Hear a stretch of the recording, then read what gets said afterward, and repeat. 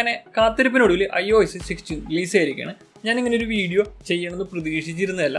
പല ആളുകളും എൻ്റെ അടുത്ത് വിളിച്ച് ചോദിച്ചു, ഐട്യൂൺസ് വഴി ഇൻസ്റ്റാൾ ചെയ്യണോ അതല്ല വൈഫൈ വഴി ഇൻസ്റ്റാൾ ചെയ്യണോ, ഏതാണ് നല്ല മെത്തേഡ്? അതുകൊണ്ടാണ് ഞാൻ വിചാരിച്ചത് ഇങ്ങനൊരു വീഡിയോ ചെയ്യാം. പക്ഷേ ഞാൻ യൂട്യൂബിൽ അതിന് മുന്നൊന്ന് സെർച്ച് ചെയ്ത് നോക്കി. പക്ഷേ യൂട്യൂബിൽ സെർച്ച് ചെയ്തിട്ട് എനിക്ക് കിട്ടിയ റിസൾട്ട് അത്രയ്ക്ക് നല്ല റിസൾട്ട് അല്ല.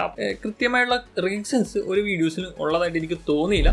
പക്ഷേ നമ്മൾ നോക്കാൻ പോകുന്നത് iOS വൈഫൈ വഴി ഡൗൺലോഡ് ചെയ്ത് ഇൻസ്റ്റാൾ ചെയ്യുമ്പോഴുള്ള ഗുണവും ദോഷത്തിനെ കുറിച്ചായിരിക്കും.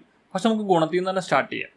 ഫസ്റ്റത്തെ ഗുണം എന്ന് പറഞ്ഞാൽ ഈ ഒരു ഇൻസ്റ്റാളേഷൻ വളരെ എളുപ്പമാണ്. നിങ്ങൾക്കൊരു ഫോൺ മാത്രം ഉണ്ടായാൽ മതി, നിങ്ങൾക്ക് കമ്പ്യൂട്ടറിൻ്റെ ആവശ്യമില്ല. നിങ്ങൾക്ക് ജസ്റ്റ് ഫോണിൽ സെറ്റിങ്സ് എടുക്കുക, അതിനകത്ത് ജനറലി കയറാം, ജനറലിനുള്ളിൽ നിന്ന് സോഫ്റ്റ്വെയർ അപ്ഡേഷൻ എടുക്കുക, അതിനുള്ളിൽ അപ്ഡേഷൻ ഉണ്ടെങ്കിൽ കാണിക്കും. അപ്പോൾ ജസ്റ്റ് ഡൗൺലോഡ് ആൻഡ് ഇൻസ്റ്റാൾ എന്നൊരു ബട്ടൺ ക്ലിക്ക് ചെയ്യുക, നിങ്ങളുടെ പാസ്വേഡ് ചോദിക്കും, ഈ ഒരു പാസ്വേഡ് എൻ്റർ ചെയ്ത് കൊടുക്കുക.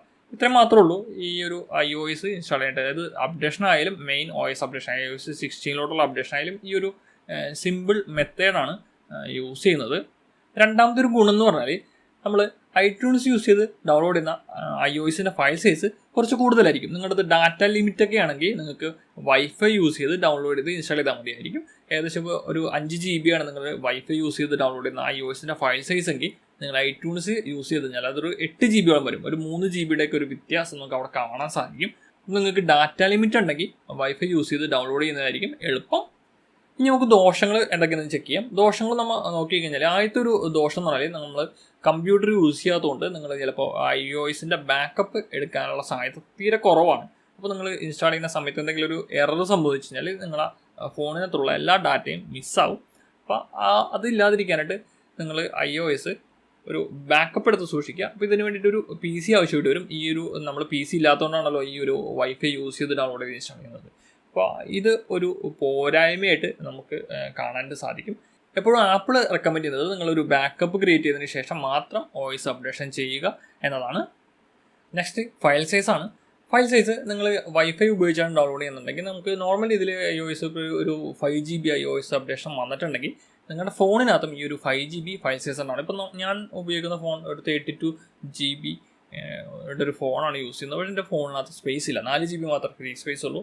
പക്ഷേ ഈ ഒരു അവസരത്തിൽ എനിക്ക് ഈ ഒരു ഫോണിൽ ഫ്രീ സ്പേസ് ഉണ്ടാക്കണമെന്നുണ്ടെങ്കിൽ എൻ്റെ ഡാറ്റാസ് ഡിലീറ്റ് ചെയ്ത് കളഞ്ഞതിന് ശേഷം മാത്രമേ എനിക്ക് ഫോണിൽ ഫ്രീ സ്പേസ് ഉണ്ടാക്കാൻ പറ്റൂ. അപ്പോൾ ഇതിന് ശേഷം മാത്രമേ എനിക്ക് ഈ OS ഡൗൺലോഡ് ചെയ്ത് ഇൻസ്റ്റാൾ ചെയ്യാനായിട്ട് സാധിക്കൂ. അപ്പോൾ നമ്മുടെ ഫോണിൻ്റെ സ്റ്റോറേജും കൂടി വൈഫൈ വഴി ഡൗൺലോഡ് ചെയ്യുന്ന സമയത്ത് നമ്മളെ ബാധിക്കും. അപ്പോൾ ഇത്രേ ഉള്ളൂ വൈഫൈ യൂസ് ചെയ്തിട്ട് ഡൗൺലോഡ് ചെയ്യാനുള്ള ഗുണവും ദോഷവും വളരെ സിമ്പിളാണ്. കുറച്ച് 2-3 പോയിൻറ്റ്സ് മാത്രമേ ഉള്ളൂ. അതുപോലെ തന്നെ നിങ്ങൾ ഒന്നിൽ കൂടുതൽ iOS ഡിവൈസുകൾ യൂസ് ചെയ്യുന്നില്ല എന്നുണ്ടെങ്കിൽ നിങ്ങൾക്ക് വൈഫൈ വഴി iOS ഡൗൺലോഡ് ചെയ്ത് ഇൻസ്റ്റാൾ ചെയ്യാൻ ട്രൈ ചെയ്യാം. ആദ്യം നമ്മൾ ബാക്കപ്പ് ക്രിയേറ്റ് ചെയ്യണം, പിന്നെ മാത്രമേ iOS ഡൗൺലോഡ് ചെയ്ത് ഇൻസ്റ്റാൾ ചെയ്യാനായിട്ട് ശ്രമിക്കാവൂ. എന്തായാലും ഡാറ്റ ലോസ് സംഭവിക്കാതിരിക്കാനാണ് ഈ ഒരു മെത്തേഡ് ഫോളോ ചെയ്യാനായിട്ട് പറയുന്നത്. ഇനി നമുക്ക് ഐട്യൂൺസ് യൂസ് ചെയ്ത് OS അപ്ഡേറ്റ് ചെയ്താലുള്ള ഗുണവും ദോഷം എന്തൊക്കെയാണെന്ന് നമുക്ക് ചെക്ക് ചെയ്യാം. ഫസ്റ്റത്തെ ഗുണത്തിലോട്ടാണ് നമ്മൾ പോകുന്നത്. നമ്മുടെ അടുത്തൊരു കമ്പ്യൂട്ടർ ഉണ്ടെങ്കിൽ നമ്മൾ നേരത്തെ പറഞ്ഞ ബാക്കപ്പ് എടുക്കാനുള്ളൊരു ഓപ്ഷൻ ഐട്യൂൺസിൽ കിടപ്പുണ്ട്. അപ്പോൾ നമുക്ക് നേരെ നമ്മുടെ PC-യിലോട്ട്, അതായത് നിങ്ങൾക്ക് ക്ലൗഡിലോട്ട് ബാക്കപ്പ് ചെയ്യാം, അതുപോലെ തന്നെ PC-യിലോട്ട് ബാക്കപ്പ് ചെയ്യാം. പക്ഷേ PC-യിലോട്ട് ബാക്കപ്പ് ചെയ്യുന്നതായിരിക്കും എപ്പോഴും ഫാസ്റ്റർ ആയിട്ടുള്ള ഒരു മെത്തേഡ്. കാരണം നിങ്ങളുടെ ഫയൽ സൈസ്, നിങ്ങളുടെ സ്റ്റോറേജ് അനുസരിച്ച് ഈ ഒരു ബാക്കപ്പിൻ്റെ സൈസ് കൂടുന്നുണ്ടാവും. അപ്പോൾ അതുകൊണ്ട് എപ്പോഴും PC-യിലോട്ട് ബാക്കപ്പ് ചെയ്യണേ. ഇപ്പോൾ നിങ്ങളൊരു 256 GB നിങ്ങളുടെ ഐഫോണൊക്കെയാണ് യൂസ് ചെയ്യുന്നതെന്നുണ്ടെങ്കിൽ അത്രയും ഡാറ്റ ബാക്കപ്പ് ചെയ്യണമെന്നുണ്ടെങ്കിൽ നിങ്ങൾക്ക് ക്ലൗഡിൽ ബാക്കപ്പ് ചെയ്യാൻ അത്രയും സ്റ്റോറേജ് വേണം. പക്ഷേ നമുക്ക് PC-യിലാണെങ്കിൽ ഹാർഡ് ഡിസ്കിൽ സ്പേസ് ഉണ്ടാവും.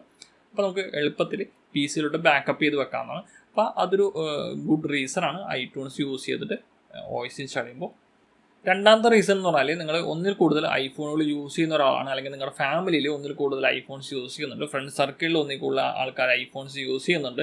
നിങ്ങൾക്ക് എല്ലാ ആൾക്കാർക്കും കൂടി ഒരുമിച്ച് ഒരേ സമയം iOS അപ്ഡേറ്റ് ചെയ്യാനായിട്ട് നിങ്ങൾക്ക് ഈ ഒരു ഐട്യൂൺസ് ഹെൽപ്പ് ചെയ്യും. അതായത് നിങ്ങൾ ഈ ഒരു 8 GB ഒരു iOS ഫയൽ നിങ്ങൾ ഡൗൺലോഡ് ചെയ്യുന്നുണ്ട്. പക്ഷേ നേരെ മറിച്ച് വൈഫൈയിലോട്ട് വരികയാണെങ്കിൽ വൈഫൈയിൽ 5 GB ഫയലേ ഉള്ളൂ നിങ്ങൾക്ക് iOS ഡൗൺലോഡ് ചെയ്ത് ഇൻസ്റ്റാൾ ചെയ്യാം. അത് പല ഡിവൈസുകളനുസരിച്ച് ഈ ഫയൽ സൈസിൽ ചെറിയ ചെറിയ മാറ്റങ്ങളൊക്കെ ഉണ്ടാകും. ചിലപ്പോൾ 5 GB, 5.1 GB അങ്ങനെ പല സൈസായിരിക്കും ഈ ഒരു iOSൻ്റെ ഫയൽ സൈസ് എന്ന് പറയുന്നത്. അതായത് ഡിവൈസുകൾക്ക് അനുസരിച്ച് ചെറിയ രീതിയിലുള്ള മാറ്റങ്ങളൊക്കെ ഉണ്ടാകും. പക്ഷേ നിങ്ങൾ iOS അപ്ഡേറ്റ് ചെയ്യാനായിട്ട് ഐട്യൂൺസാണ് യൂസ് ചെയ്യുന്നുണ്ടെങ്കിൽ നിങ്ങൾ ചിലപ്പോൾ ഒരു 8 GB ഒരു ഫയലായിരിക്കും ഡൗൺലോഡ് ചെയ്യുക. പക്ഷേ അതുകൊണ്ടുള്ള ഗുണം നിങ്ങളുടെ കയ്യിൽ ഒന്നിൽ കൂടുതൽ ഡിവൈസുകൾ ഉണ്ടെങ്കിൽ ഈ എല്ലാ ഡിവൈസും ഈ 8 GB മാത്രമേ ഡൗൺലോഡ്സ് എടുക്കൂ. അതായത് ഓരോ ഡിവൈസിനും സെപ്പറേറ്റ് 8 GB ഡൗൺലോഡ് ചെയ്യേണ്ടി വരില്ല. എല്ലാ ഡിവൈസിനും കൂടിയിട്ട് ഈ ഒരു 8 GB ഫയൽ മാത്രം മതിയാവും എന്നുള്ളതാണ്. അപ്പോൾ നിങ്ങൾ ഒന്നിൽ കൂടുതൽ ഡിവൈസുകൾ അപ്ഡേറ്റ് ചെയ്യാനുണ്ടെങ്കിൽ എപ്പോഴും iTunes യൂസ് ചെയ്തിട്ട് അപ്ഡേറ്റ് ചെയ്യുക. ഫസ്റ്റ് നിങ്ങൾ ബാക്കപ്പ് ക്രിയേറ്റ് ചെയ്യുക. ഏതൊക്കെ ഡിവൈസാണ് എല്ലാ ഡിവൈസിൻ്റെയും ബാക്കപ്പ് ക്രിയേറ്റ് ചെയ്യുക. അതിനുശേഷം മാത്രം iOS അപ്ഡേറ്റ് ചെയ്യുക. നമ്മൾ iTunes യൂസ് ചെയ്തിട്ടാണ് നമ്മൾ ഈ ഒരു ഫയൽ ഡൗൺലോഡ് ചെയ്യുന്നത്, അതായത് iOS അപ്ഡേറ്റ് ചെയ്യാനായിട്ട് നോക്കുന്നതെങ്കിൽ നമ്മുടെ ഫോണിനകത്ത് സ്റ്റോറേജ് ഇല്ലയെന്ന് വിചാരിക്കുക. സ്റ്റോറേജ് ഇല്ലയെന്നുണ്ടെങ്കിൽ നിങ്ങൾ പേടിക്കേണ്ട, നമ്മുടെ ഫോണിൽ നിന്ന് സ്റ്റോറേജ് എടുക്കില്ല, നമ്മുടെ കമ്പ്യൂട്ടറിലായിരിക്കും ഈ ഒരു iOS ഡൗൺലോഡ് ആവുക. നമുക്ക് ബാക്കപ്പ് എടുക്കാനുള്ള സൈസും നമ്മുടെ iOS ഡൗൺലോഡ് ചെയ്യാനുള്ള സൈസും നമ്മുടെ കമ്പ്യൂട്ടറിൽ ഉണ്ടായാൽ മതി. നമുക്ക് ഈ ഒരു iOS നമ്മുടെ കമ്പ്യൂട്ടറിൻ്റെ സ്റ്റോറേജ് യൂസ് ചെയ്തിട്ട് നമുക്ക് ഇൻസ്റ്റാൾ ചെയ്യാനായിട്ട് സാധിക്കും. നമ്മുടെ ഫോണിനകത്ത് ഈ ഒരു സ്റ്റോറേജിൻ്റെ ആവശ്യം ഇല്ല. അപ്പോൾ നമുക്ക് സ്റ്റോറേജ് സ്പേസ് കുറഞ്ഞു കിട്ടും. ഇങ്ങനെയുള്ള വ്യത്യാസങ്ങളൊക്കെയാണ് നമുക്ക് iOS വൈഫൈ വഴി ഡൗൺലോഡ് ചെയ്യുമ്പോഴും അതല്ല iTunes വഴി ഡൗൺലോഡ് ചെയ്യുമ്പോഴുള്ള ഗുണവും ദോഷങ്ങളും എന്ന് പറയുന്നത്.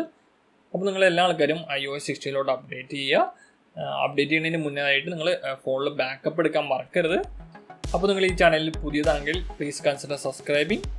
Thanks for watching. See you again. By.